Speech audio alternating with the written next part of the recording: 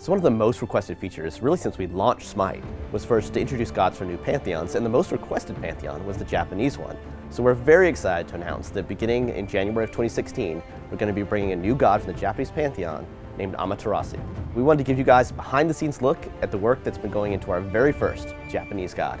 Japan is known as the land of the rising sun, so as our first Japanese god, it's very thematic to incorporate Amaterasu, who is the kami of the sun goddess. Amaterasu's design relied heavily on her being a leader. We saw her as being dignified, noble, virtuous, and strong. It was also very important for us to highlight the three key items from her lore: her sword, her necklace, and her mirror.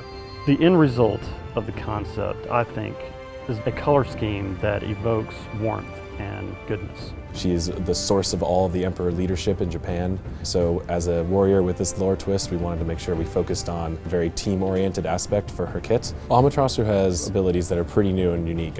One is her passive, which actually places a debuffing aura on the enemy that will stay on them and affect other enemies near them. So it's really, that's something we've never done before. She has a very unique, almost a stance switch, but not quite like any other stance switch we've had in the game yet. We wanted to show off more of her weapon proficiency, so it was really fun kind of to dive into the Japanese lore and also the samurai aspect of the culture. When she goes to perform her nato, which is the sheathing of the sword, there's a very specific way where she has to actually holster the sword and then draw the blade to actually sheath it. It's very nitpicky, but we feel like it's appropriate since she is the first Japanese goddess.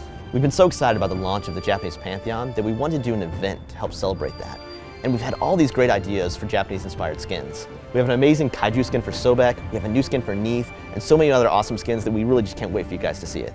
The magnitude, like how many different gods and demons and spirits they have.